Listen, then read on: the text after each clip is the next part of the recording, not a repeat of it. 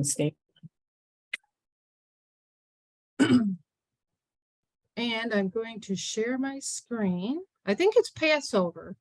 Is it Passover today or is it Passover this week? Anybody know? Somebody said happy Passover on Facebook.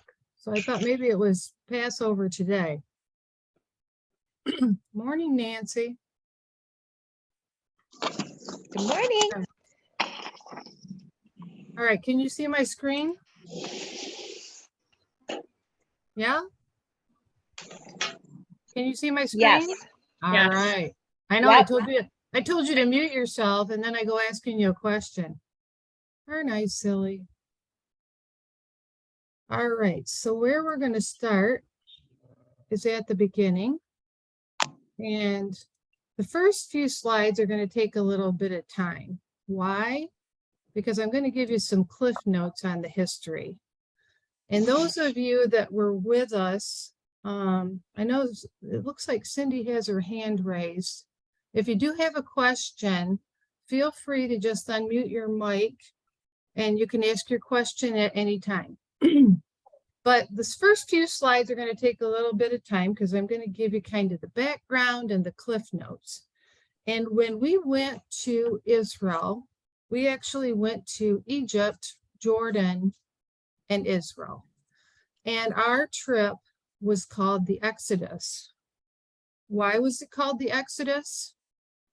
Anybody want to guess? You were coming out of Egypt. Yes. There you go. Joyce gets the golden star. So, if you recall, did anybody watch the 10 Commandments with Charlton Heston and Moses led the Israelites out of captivity? Well, that's what we did. We followed Moses and the Israelites out of captivity in Egypt. We actually climbed Mount Sinai, which you're going to see, where Moses was given the 10 Commandments. But for a little background up until this point, because, and this is where we went. If you look down in the corner here, this is Africa. And up in this corner here, where you see the little triangle between Africa and Saudi Arabia, that's the Sinai Peninsula. And this is a blow up of the Sinai Peninsula. And we flew in here to Cairo, and you're going to see pictures of the pyramids. Now, the Israelites were not in captivity in Cairo. They were to the north, about 200 miles in captivity. But just so you know, the pyramids were there. They were there long before Moses took the Israelites out of captivity. So for the cliff notes, I think you all remember our 12 extraordinary women of the Bible. But as a refresher, before this time, slavery in Egypt, Moses took them out of captivity at about 1500 BC. Okay. Now in Genesis, if you want a couple good historical books to read of the Bible, start with Genesis and Exodus.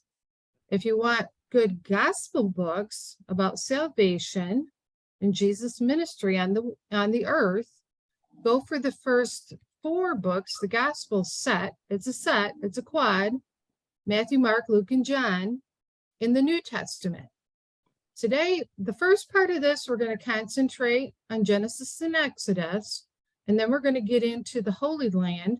We're going to get into the Gospels of Christ's ministry. But I want you to know that the Bible's true. John 17:17, thy word is true. That means Genesis is true as much as John is true. The whole Bible is true. So back here, we had Adam and Eve. Feel bad about being a bad parent? Well, guess what? Cain and Abel were the first children, and Cain murdered Abel. And their literal grandfather was God. So if you're wrapped up in blaming yourself for all the sins your children are committing, you need to put that behind you. They're adults, they make their own decision. It's been going on since the beginning of time. You can only do so much for your children. So we had that going on, and then we fast forward. If you go into the scripture and do the timelines backward, that's why a lot of it's boring, because you have the ancestry, the genealogy. But if you follow all that backwards, and that's why it's in there, Adam and Eve came on the scene about 4004 BC. And then between 4004 BC and Abraham comes on the scene at 2200 BC. So you've had what, 1800 years between Adam and Eve and Abraham. What happened during that time? You had the flood. You had the entire population of the earth at that time was corrupt, except for Noah and his family. So you had Noah come on the scene at 950. Well, 900, he was 950 years old. I'll have to get you that year later. But anyways, no, the whole earth was wiped out. Noah came on this, Noah and the flood happened in between. And I wanted to show you really quickly where the Garden of Eden was. Supposedly, we don't have anything concrete on where it's at, but over here you see this is the Sinai Peninsula. And if you go up in this area here, this is Israel, all right? And then down in this area, see that star? This is where they believe in the lower Mesopotamia. I make it a little bigger here. This is where they believe the Garden of Eden was located. And if you look at the rivers, the Euphrates, and all this other stuff, and you put it together the best you can, that's where Adam and Eve and all of mankind started out. So it's really not that far from Israel, because you think, well, why didn't you start, you know, how do we know it wasn't that far away, right? After the flood. But that's proximity where it is to Israel and the Holy Land in Egypt. All right, so getting back to why they're in slavery.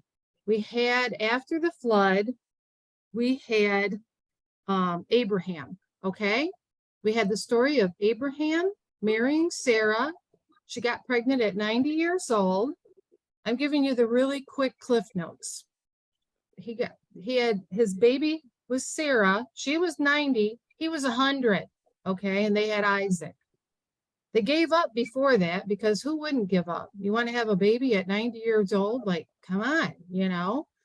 So Sarah gave her handmaid Hagar to Abraham and said, I'm whipped. You're going to have a baby with my handmaid. I'm not going to be having a baby, you know? They didn't listen to God. They did their own thing. And Abraham ended up getting Hagar pregnant, and they had Ishmael. That's the first division that you see in the Middle East, okay? That's an Egyptian, an Arab, and a Jew, an Israelite. So when you think about the fighting that's going on in the Middle East today, it starts way, way, way, way back when. With Abraham and Sarah disobeying God and taking matters into their own hands. He had a baby with Hagar. He had a baby with his wife, Sarah. There's the split. Then later, his baby, Isaac, married to Rebecca. You guys can correct me if I get any names wrong. They had twins. They had Jacob and Esau. Jacob was actually born after Esau. So Esau was supposed to get the inheritance. Jacob fooled his dad because he was losing his sight. He put hair on his arms to replicate his brother, stole his brother's inheritance, and had to hightail it out of town because he afraid his brother was going to kill him because he stole his inheritance. So now you got a second fracture, okay? You got Jacob and Esau. So Jacob moves to the north, and I'll show you in a little bit. Jacob moves to the northwest of Jerusalem, and Esau, which you're going to see when we see Petra, he moves down to the southeast, which is in Petra. And then the Moabite woman, Ruth, was from the north there. And I'm going to show you that as we go along.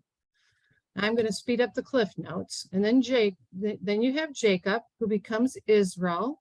The name Israel is synonymous with Jacob. he gives birth to 12 sons and grandsons that become the 12 tribes of Israel. The last son, not the last son, the next to the last son is Joseph. We've all heard of Joseph, the Technicolor Dreamcoat, the one the brothers hated. They threw him in a pit. They sold him into slavery. Where did they sell him to? They sold him into Egypt. So this is how the Israelites got into Egypt. So Joseph was on the scene at about 1900 BC. So that's when he went in there, and then all of his brothers, all 12 of them and Jacob, came into Egypt because of the famine.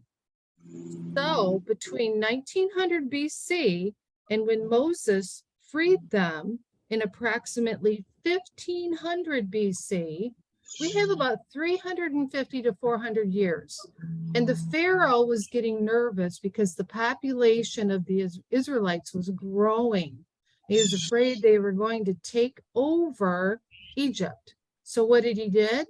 What did he do? Sorry. He enslaved them, but made them slaves, made them work for him, and that's how they got enslaved in Egypt. So that's what you're going to find if you go and read Genesis and Exodus. Exodus is the leaving, exiting out of Egypt.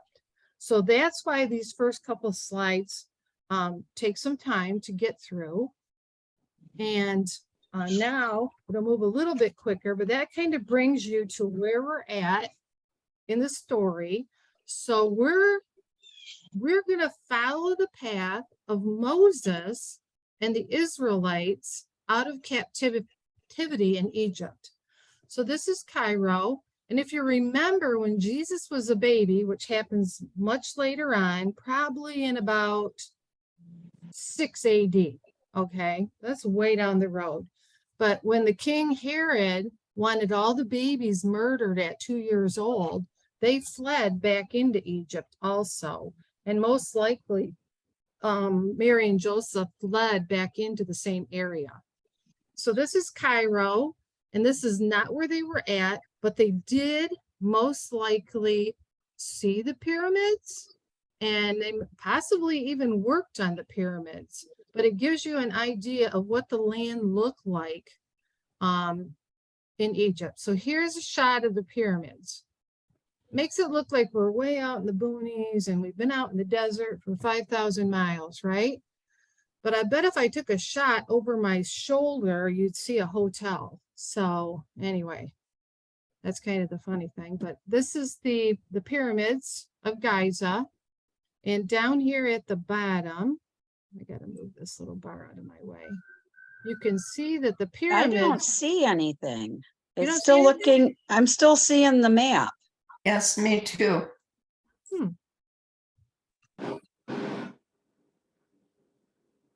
It didn't change screens. Can you see it now?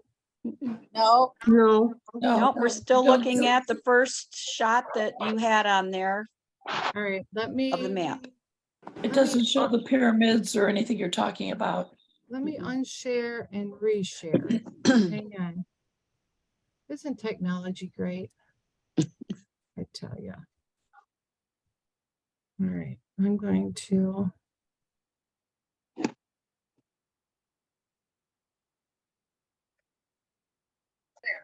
Did it change your screen now? Yes, Yeah. we see Cairo and Sinai, and we see Africa. Yeah, I don't understand why it's making me reshare.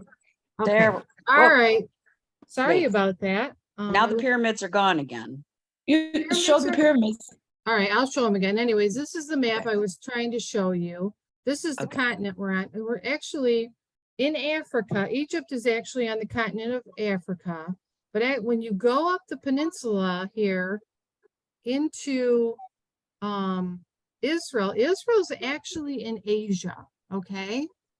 But this is where we're at on the world globe. We're Africa, right up here. The Sinai Peninsula is right up between Saudi Arabia and Egypt. So that's where we're at. Here's where the pyramids are. And the Israelites were held captive right up north of here. So this is the pyramids. Can you see it now? Yeah. Yes. Yay. So these are the pyramids of Giza. And they were constructed during the fourth dynasty, which is 2580 BC.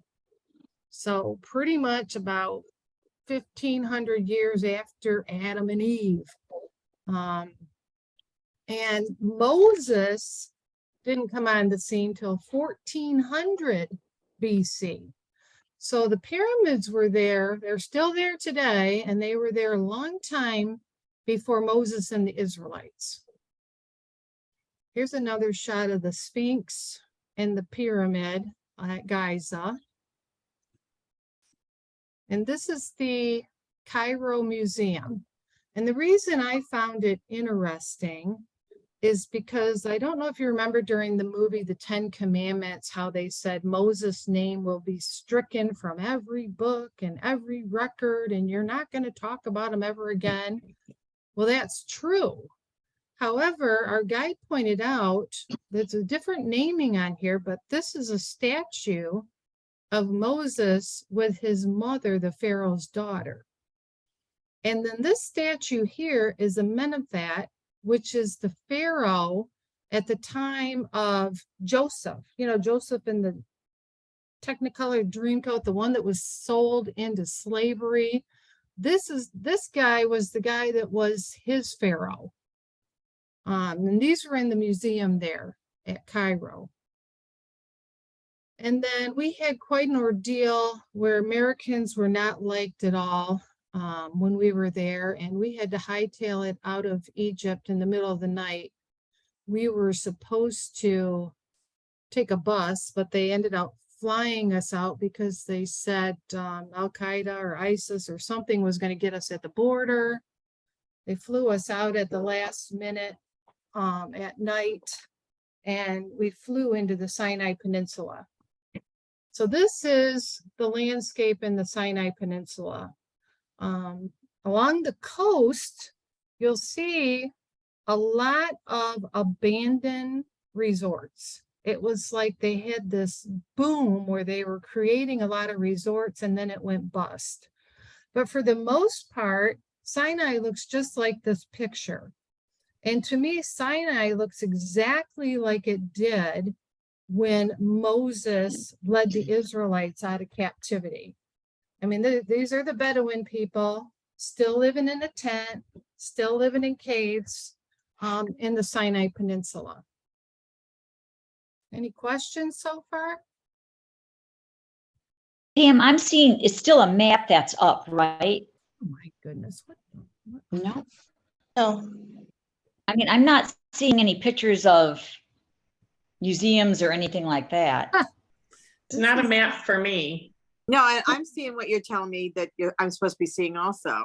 Oh, you are? I'm seeing also. I'm Yes, seeing I everything am also. too. Okay, so is Joyce the only one that's not? I can see it. You can see it? I don't know. Maybe you have a lag, Joyce? Maybe. I mean, you know, another map had come up that has the Sinai Peninsula and Africa and stuff, but that's the last time it changed. Joyce, even your feed is lagging from where I see your mouth moving, so it might be Yeah. connection. Yeah, you might Okay. have to watch it when I can send out the recording. Since you're the only Okay. one, praise the Lord, but. All right, so Okay. this is a Bedouin homestead, and this guy here is actually our guide. So we had to ride camels. I posted a video on Facebook. We rode camel forever, and they did not have nice saddles or anything. We basically had to squeeze our thighs together and pray that we didn't fall off the side of a cliff while we were going up. I don't know, somebody's got their mic open. If you could mute it. I can't see too well when my screen has the photos on it. But this is actually Elijah's Basin, okay? I had to look this up again for a refresher. And it's kind of weird because we're going to get into Elijah. I think I said Elisha. There's two of them. This is Elijah. It's a great prophet. And later we're going to talk about him again because he's a great prophet of prophet that destroys all the bad priests of Baal. And we're going to see that happen later on Mount Carmel. Okay, so he destroys, with God's help, hundreds of these evil priests of Baal. And after he does that, Queen Jezebel, we've all heard of a Jezebel, right? She's King Ahab's queen, his wife. And she says, oh, I'm going to get that Elijah. He's going to be dead by tomorrow.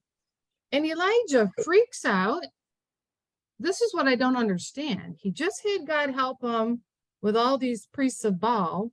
And then Jezebel talks smack about him.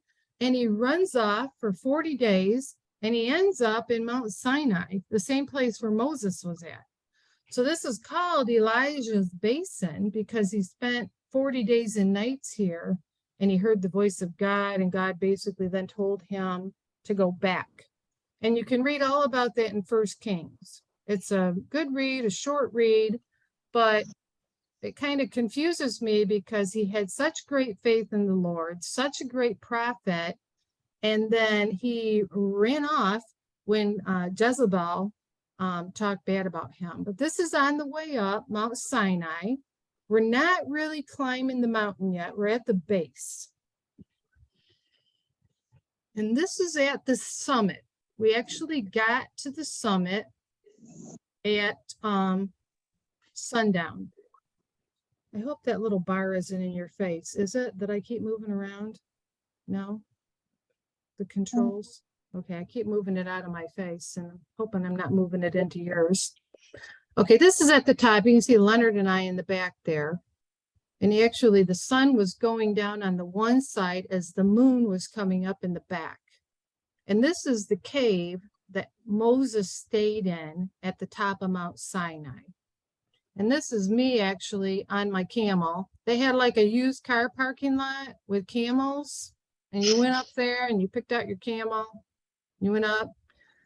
And then they have a Greek Orthodox church. And I think one of the things that I had a huge epiphany about on this trip was that all the religions believe the same thing. And remember, the first 5 books of the Bible are the Torah.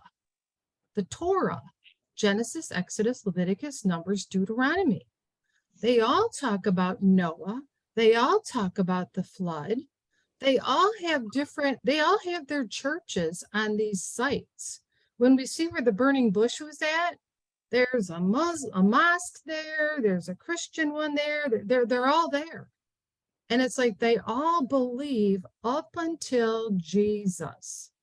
And that's where the division happens, where one thinks he's a great prophet, and we believe he's the Son of God. And that kind of really hit home to me on the trip, that we're all in tandem with each other up until Jesus. So here is the Greek Orthodox Church at the summit. Any questions? And then at the bottom, not at the bottom, but in one of the basins at the bottom where like we had a hotel, there's not a lot here. It's not like Cairo. This is the boonies. There's nothing around. You had to drive for miles to get to this hotel we stayed at. This is called St. Catherine's Monastery. And the reason this bush is here at the in the bottom, that's what is a burning bush. So that is what we know when God spoke to Moses on the mountain, it was a burning bush. And I have some rocks in Michigan, and they all have this petrified, burned bush in them from this mountain. And they say that's because the mountain got so hot because God was there that it ingrained the pattern of the bush throughout the mountain. So it's pretty cool. But you can see here, this church that I have here on the bottom right is sacred to Christianity, Islam, Judaism, and St. Catherine was beheaded in Alexandria. Now, if you want a good tale, read about St. Catherine, because this is called St. Catherine's Monastery. Why? Because she was a devout Christian. Seems like a nun. She was married to the Lord, but she was beheaded in Alexandria, Egypt, which is south of where we were at in Cairo, because of her faith in Jesus Christ. And then blood didn't come out of her, like some creamy substance came out of her. I don't know how much is fact and how much is fiction. However, supposedly an angel brought her bones over here and buried them at this mountain. That's why it's called St. Catherine's Monastery. So if you read about St. Catherine, she was beheaded in Alexandria, and then her remains were found over here in the mountains in Mount Sinai. How they put all that together is beyond me, but that's where it got its name. Any questions?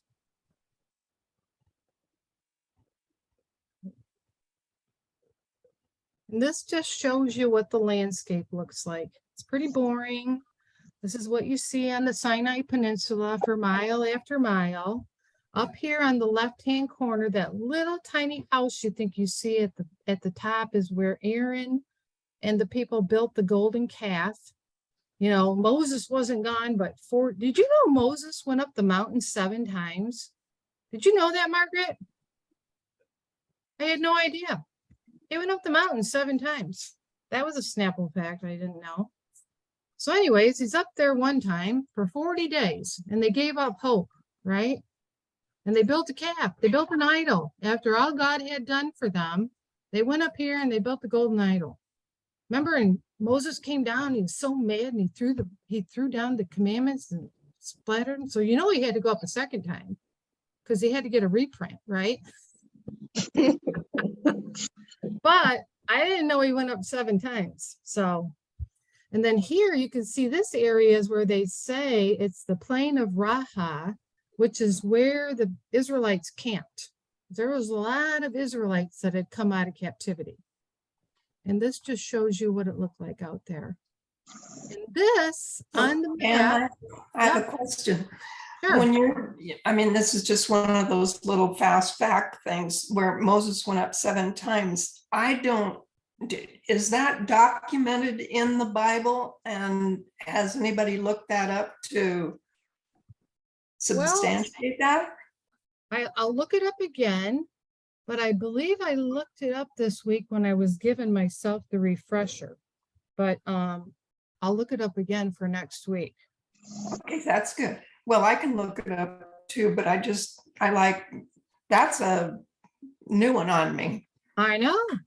I love these little things, and it's like I do too. Why do they have to go up 7 times, right? Yeah, exactly. So this is where Egypt, Israel, Jordan, and Saudi Arabia come together.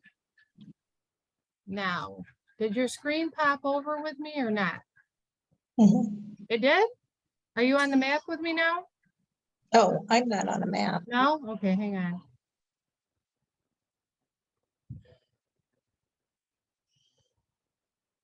We see water. All right, do you see this? Yes. Okay. This right here, do you see my little pointy at the bottom? Right there? Can you Yes. see? That's Yeah. where this picture's taken. So now, supposedly, this is where Moses crossed the Red Sea, got away from the Egyptians that were following him. However, our guide seems to think this up here is where the Red Sea was, to the north. And you know, Moses wandered around the Sinai Peninsula for 40 years because they weren't listening to God and they were disobeying. Does anybody know how long it should have taken them to cross the Sinai Peninsula? 11 days? Yeah, look at you, Kim. 11 days. It should have taken them 11 days and it took them 40 years. So our guide says there's this reed sea up here to the north, and they think it's possible that they were up here And then the Red Sea down here, where they think he crossed the Red Sea down here. And this goes up to Amman, Jordan, and up to the Promised Land, okay? So, are you back with me or not? Still on the map. Okay. Are you with me now? Yes. Okay. I don't know why. I must have a different setup today. So this is where we're at, where all 4 countries come together. And it's quite difficult getting through security here. Because you actually have to go up Egypt, go through Israel, out of Israel, and get into Jordan, because we go up the Jordan side. And the Israel are sticklers about security.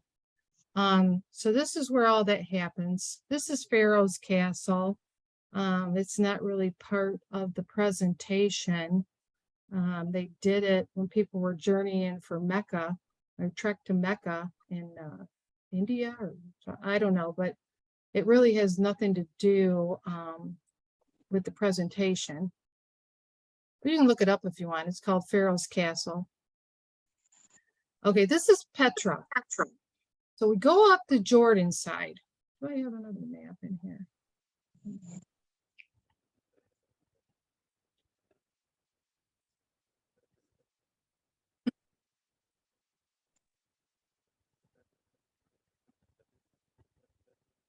Are you with me on the map? All right. I think I'm getting the trick of it. So I want to show you this. So what we did is we started here. We came way down here to Mount Sinai's in this area down here. There's St. Catherine's Monastery where the burning bush was at. I'm not sure if this is going to show me Mount Sinai or not, but it's in the same area.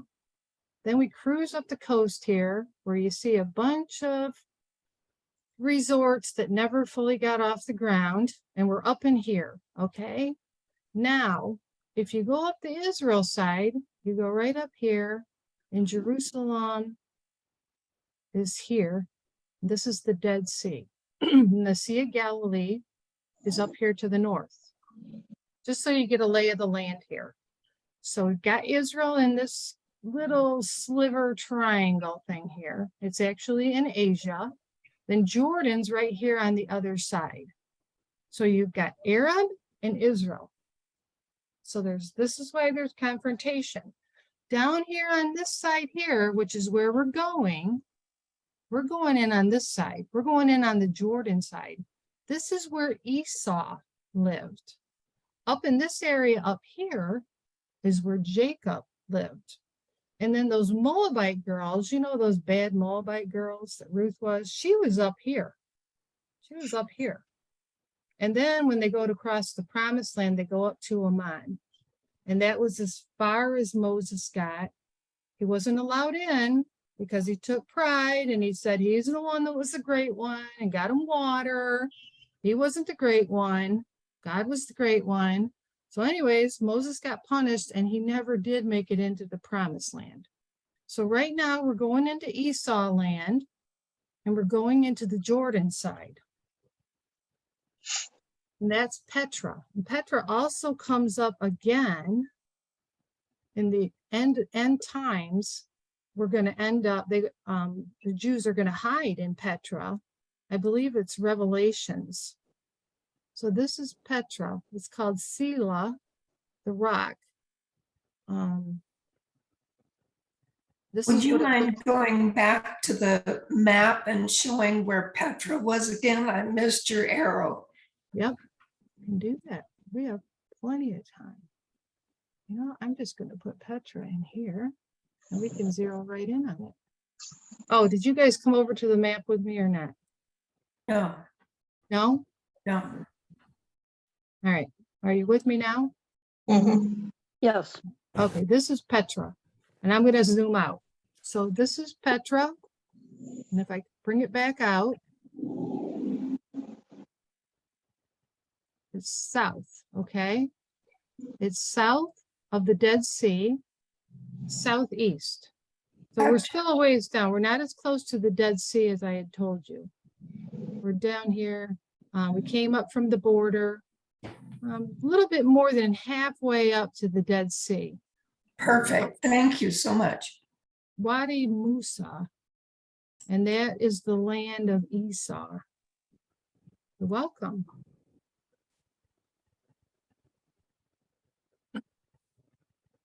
This is what it's beautiful. If you ever get a chance to go on this trip, it's our favorite trip of all. The only reason I tell people we've gone to 7 continents anymore is because they always ask what our favorite trip is. And of all the trips, it's the Israel trip because it will absolutely change your life. Why? Because when you read the Bible, if you're like me, you want to see it, feel it, smell it, taste it, and it all is there. And it all really looks like when Jesus was there. It's not changed a lot. And then you read the Bible and you are there. You are actually there when you're reading it. Makes a huge difference, a big impact. And this is what they call the royal tombs. And this is where Esau lived. There's all these caves and tombs in the side of the walls here. It says Petra is the land of the Edomites, descendants of Esau. Petra is where Jews are to flee in the end times, when the Antichrist begins persecution. That's in Isaiah 63, 1 through 6. And it's called Bab al-Sik. Now we're up at the top in Amman. So this is a church they put up there. It's called Moses Memorial Church. And this is as far as Moses got. That whole generation that left Egypt with Moses, none of them made it into the promised land except, what is it, Caleb and Joshua?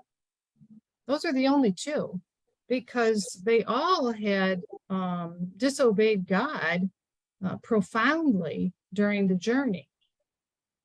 So Moses got this far and he was able to see in, this is Len here, and you're looking out from Mount Nebo, which is where Moses was at, and you look over here, it's a little hazy, but it was a pretty good day, and you can see over into Canaan, into Israel, in the promised land.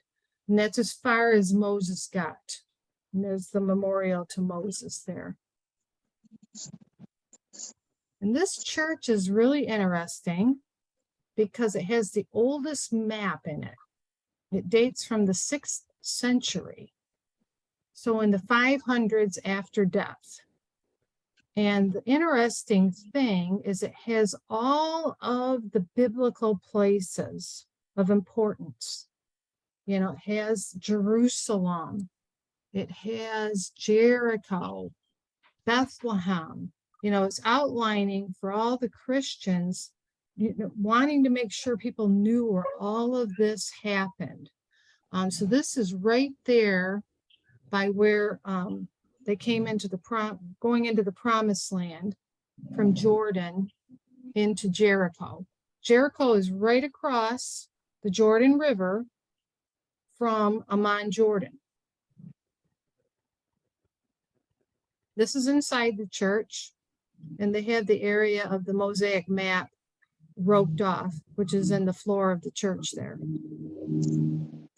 And then pretty much we'll get to most of this next week, but this is the journey we're going to take with now we're going into Jesus' ministry. And we actually start over here in Tel Aviv, and we go up to Caesarea, Megiddo, which is Armageddon, Nazareth, where Jesus lived as a boy, Tiberias, which is the Sea of Galilee, Capernaum, Jesus' adopted city, Bethshean, which is where Saul and his sons were hung and killed. Then we come down here to the Dead Sea. We go to Masada, we go to Ein Gedi, where David hid, and then we go into Jerusalem. And the map shows where this is at where Israel is at. And this one just shows a little closer up where we're going. We're up by the Sea of Galilee, fresh water, Dead Sea, not fresh water. It's about 37% salt. So it's very interesting. And we start, this is north of Tel Aviv. We flew into Tel Aviv and we went up the coast to Caesarea. Now remember, there's two Caesareas. No, there's not two. Well, there's not two Caesareas. There's Caesarea and there's Caesarea Philippi. Okay. And it's confusing because this is Caesarea. And the one to the north that's not on the water is Caesarea Philippi. And the one that we talked about with Lydia, our last extraordinary woman of the Bible, was actually, I think, after Philippians or Philippi. So it's very confusing. They seem to use a similar naming convention. So this is Caesarea. It was built by Herod the Great.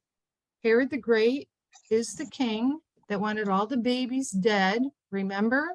They knew the Savior was coming. He was being born. So what was his answer to that dilemma? We're going to kill all baby boys 2 years and under. We're just going to get rid of the problem. So this is the same King Herod. And then in Acts 10, 1 and 24, Cornelius the centurion converted through Peter's witness. And it's thought that the centurion is actually the one that was at Jesus' feet on the cross. But it doesn't say that in the Bible. But there's like a familiarity. If you look it up, it's potential that he was the same centurion that was at the cross when Jesus was crucified. And then in Acts 21, 8 through 9, Philip, the evangelist, lived here in Caesarea with his daughters. And then Paul sailed from here when he went to Tarsus. So when Paul went on his missionary journeys, he left here out of Caesarea. And this is what the port looks like. So this is the port on the coast there, north of Tel Aviv. And this is Leonard going to the bathroom. Not just kidding. I think he's home now. This is how they went to the bathroom. Oh, my. Seriously. And this is what he was looking at while he was sitting there. So this is the hippodrome, okay, where they had their races and all this lovely stuff. And then this is where they look. This is him sitting looking at it. And this is where the guys would congregate and go to the bathroom during the horse races and chat. I guess they just chat and watch the horse races, and then they'd have to slop a lot of water in there afterwards. Kind of gross, right? And then you can see way in the background, you can see the port. Now, this is not in chronological order. This is in how we took the trip order.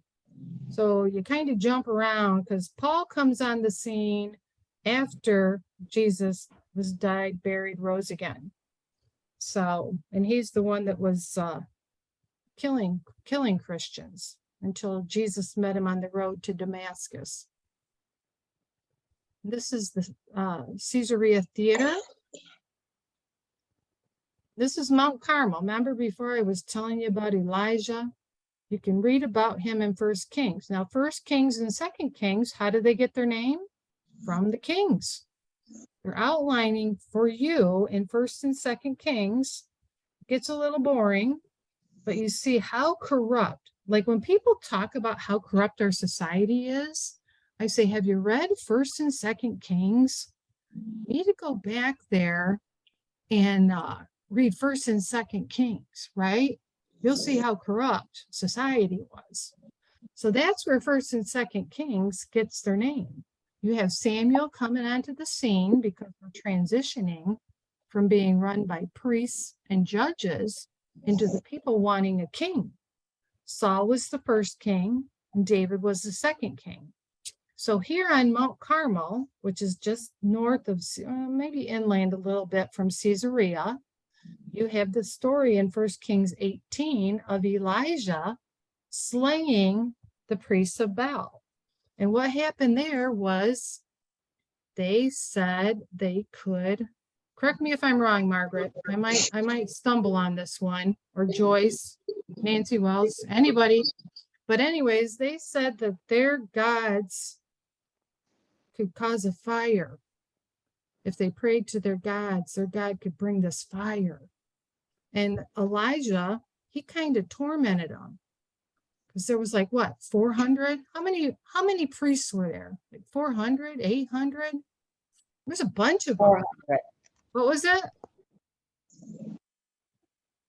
I think it was 400. Okay, 400. And so they prayed to their Baal, which is Satan. Let's just call it what it is. You know, they prayed to their great one. And they prayed and they prayed, and Elijah was taunting them and tormenting them and everything. Come on, your God's supposed to be so great. What's going on here? Nothing happened. And then Elijah put his little altar together, had them pour all kinds of water on it. Water and water, basically drenched the altar. He prayed to God, and boom, fire.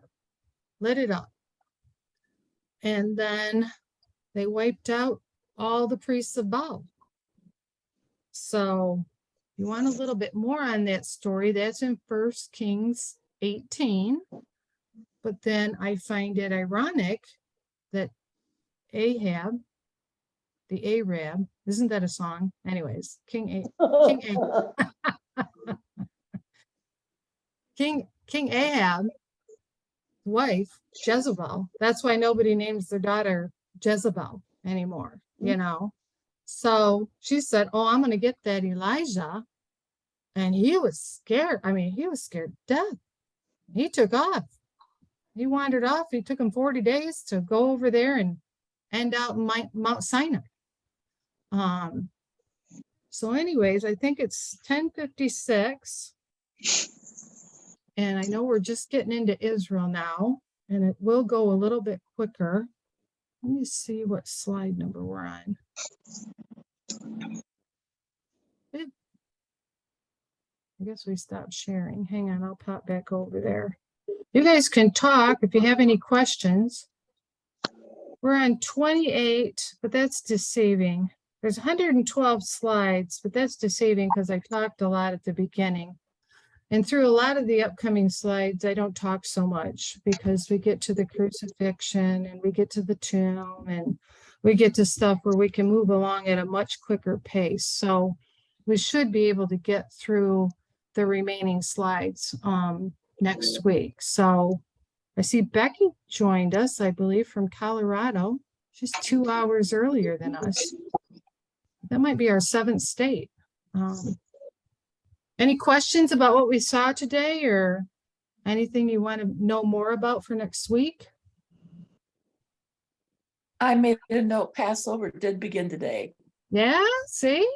And Passover, I'll close on that because Passover, and I wanted to talk about this, so I'm so glad you said that.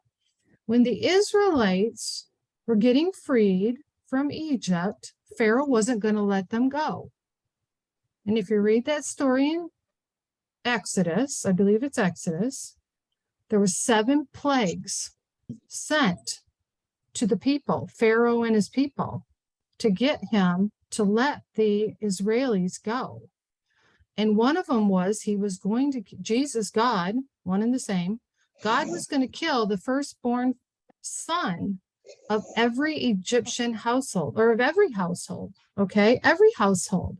So the Israelites had to paint blood over their door in order for the angel of death to pass over them. And that's Passover today, and that's why we celebrate Passover today. So that ties in very nicely with what Passover is for today.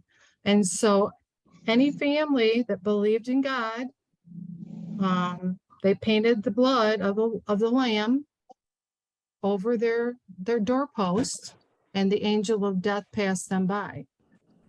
And that was one of the 7 plagues. Go ahead, Margaret, and then Kim has her hand up too. Well, in this day and age, we have Jesus that shed his blood, so we don't need to paint that blood over our mantle, over our door. But God is the same yesterday, today, and tomorrow, and he will protect and save his own. So we just need to be faithful and to pray and to know he is a good God. Amen. Amen. Kim? I was just gonna let Becky know that Moses has trips up the aisle or up the mountain. Start in like Exodus 19 and go to the end of the book. Okay, I Did you had just see- done that in my Bible study not too long ago. Was it 7 times? It was either 7 or 8. Oh, maybe 8. Wow. You learned something new in Bible study, right? But good. you know, he goes up to pray for the people, and he has his priests down in there. So maybe that's part of the 7 or 8 times. Yeah, Goes up possibly. quite often. Yep, possibly. Good stuff. Who wants to close us in prayer? Kathy Willard, do you want to close us in prayer? Yeah. Dear Lord, we thank you for this day that you've given us, that we could come and learn about you. Thank you for this, the pictures that Pam showed us of a trip, and just be with us throughout this week and bring us back next week. All these things asked in your name. Amen. And Becky asked Amen. about the time, Becky Goodman. Can't really move the time because I've tried that before, but what I can do, because I know you work, shoot me your email address and I will send you the recording so you can catch up after the Bible study. All right, May I just give a quick little praise? you can. I am going through and reading the Bible. It's again with my church, and this presentation has just edified and brought to life a lot of what I'm reading in the Bible. And the tour that I went on in Israel was Jesus's teaching, which you're going to be addressing next week. Can hardly wait. Thank you very much. But getting the backstory to that teaching, this is just marvelous. And I thank you all. And it's just a blessing to me to be a part of this group. Thank you. You're so welcome. I'm so glad that God brought you into my path. Me too. And Nancy Nelson asked for prayer for her nephew Isaac. He's having surgery today at 11:30 for, I don't know if I pronounce it right, a malformation, Cherry. So we got to pray for Isaac.